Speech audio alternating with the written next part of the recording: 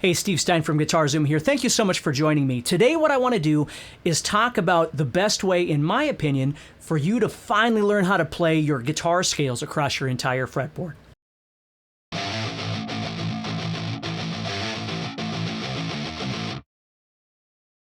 Okay, I just had a conversation with a guitar player, and we were talking about scales. And he was telling me how he has an issue with, like he'll work on, he's working on pentatonic right now. So he's working on pentatonic, and he would develop certain elements of it, learn a couple positions, and then, he would take some time off and forget them. And then he would come back and work on them again, but he really couldn't use them in solos and use them effectively when, trying to write a solo and things like that. So really, there's three things I want you to think about, again, in my opinion, that would help you in better understanding your approach to not only learning scales, but kind of everything. But let's just use the pentatonic as our example right now. So what I told him was, the first thing I always try and let people know is if you can see it, you can play it. Okay? If you can't see something, you can't play it. So if we think about the pentatonic scale, now for most of us, the pentatonic scale really is 5 different positions that cover the entire fretboard. Now you might just be learning one position or 2 positions, or you might know all 5.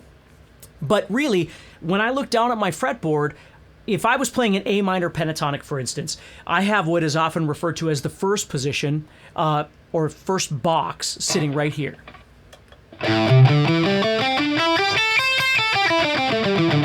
Okay? Now, more so than worrying about playing it right now, what I want you to understand is that if you were to look down at your guitar and actually, truly see that position sitting right there, 5/8, 5/7, 5/7, and so on, okay? If you could really, really see it. So tomorrow you wake up and you come to your guitar, you grab your guitar, and you can see that sitting right there. Then you're ready for the next step, which is actually applying your fingers to the guitar and practicing this position. Okay, now that might seem logical and obvious, but I want you to think about this. If you were trying to learn 3 positions on the guitar, or all 5 positions, for instance, you should be able to take your guitar and look down at it in, let's just say we're in A minor pentatonic, right? You should be able to look down at it and see the entire layout on your fretboard. Because if the only way you can play these is what I refer to as with blinders on, which is where you play one position, and then you have to move over and play it, and then you have to move over and play the next one, you're not really able to use them creatively in your solos because you're learning it through your practice. Now, we're going to get to that in just a second. What I want you to understand is when you look down at this guitar in whatever key you're practicing in, whatever scale you're using, or chords, caged chording system, or whatever, some sort of element that moves across the fretboard, you should be able to look down and see it. Now, before I move on, I want you to also understand this. I'm not saying that you should be able to see it in 7 different keys, okay? If you haven't fully developed it in one key, for instance, A minor pentatonic, don't try and play it in F sharp and B flat and C sharp and E flat and all these different things, because it just becomes overwhelming and it becomes very confusing, okay? Just focus on one key, something useful to you, right? If you play a lot of rock music, you might play a lot in the key of G major or E minor or A. If you play a lot of blues, you might play in A or G or something like that. If you play country, you might play in D a lot or C a lot or whatever it might be. Point is try and learn something that makes sense to what you're trying to do already. Okay, practice in a key that makes sense for what you're trying to do. So I'm going to keep going with A minor here. So if I was to look down and truly see all 5 of my positions on the guitar, or 3 positions, or 2 positions, okay, then I can move to step 2, which is practicing what I see.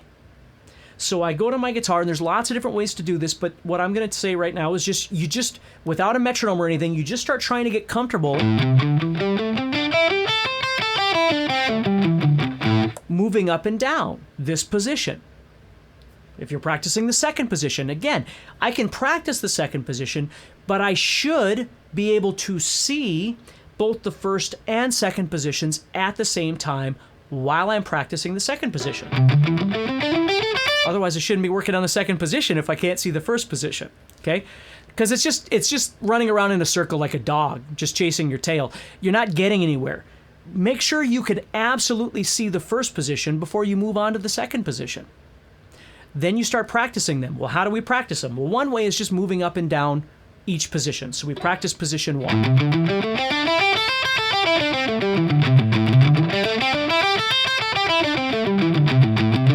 Just over and over and over. And again, I know I keep talking here, but don't make the speed of the position the primary focus. Don't just start going to war with your metronome for the next 6 months just trying to make that pentatonic fast. There's nothing wrong with that. But if you're trying to learn your fretboard, that's just a deterrent from the bigger picture. If you want to learn how to solo and you want to learn how to improvise and you want to learn how to create on your fretboard, it's easy to fall into traps where all of a sudden you're doing something that's kind of related, but it's not really the bigger picture. And now you're kind of lost again doing something else. Technique is wonderful, and technique is absolutely something that people should work on. But what I'm saying is if your focus is on trying to learn these 5 positions, don't get lost in the weeds, okay? Learn to play this at a comfortable speed that is useful in standard styles of music, right? I can't answer how fast it needs to be for you. I'm just saying, if all of a sudden all you're doing every day is practicing this pentatonic position for 3 hours with a metronome, you're practicing something else. You're not practicing your fretboard anymore. Okay? Then what you do is you start using this position right here and you connect it to the second position. So I start doing this.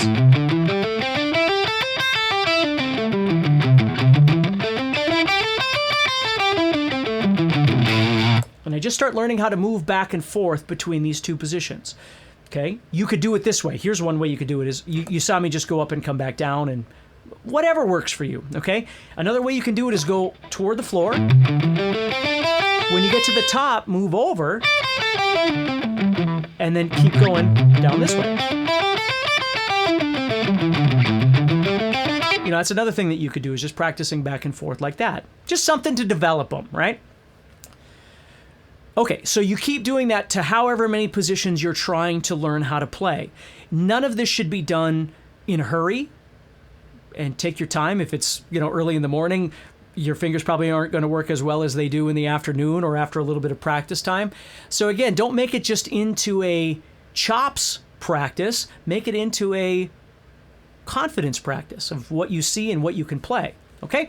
So once you can see what you're trying to play, whatever scale, whatever chord, you can practice what you're trying to see, right? The next step for me is learning how to do what's called meandering. And I've got a couple of different videos out on YouTube that you can watch that talk about meandering. But basically what you're going to do is set your metronome a little bit slower than you normally would when you're practicing these things. When you're practicing these, the first thing you do is you just get comfortable with them. Once you get comfortable, start bringing that metronome in and start kind of trying to dial yourself in a little bit at a particular tempo.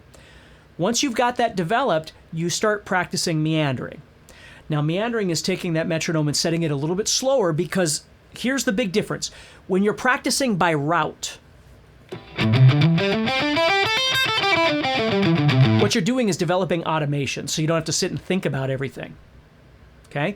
When you start meandering, which I'll talk about very briefly in just a second, because again, there's other videos you can watch, you're not practicing by automation anymore. You're actually trying to get creative. It just doesn't sound overly musical yet. So with the metronome, you set your metronome and you start trying to just move.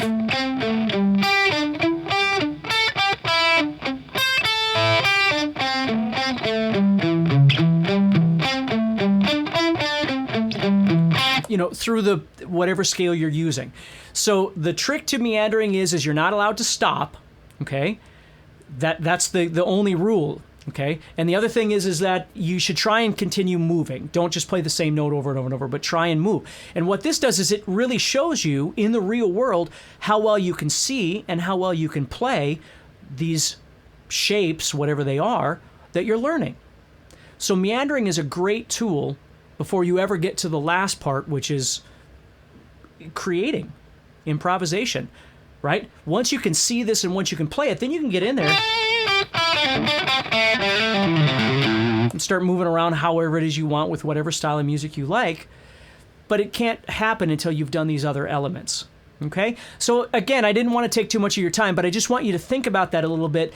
and see if that helps you in understanding a nice path. Give yourself 2 or 3 months of just practicing something to really fully develop it and absorb the idea so it becomes something that you can use, whether you're practicing, again, a technical aspect, a visual aspect, a creative aspect, whatever it might be, but you can use it in your playing. Then maybe switch to another key or try a different, scale or a different chord system or whatever it might be. But take your time with it.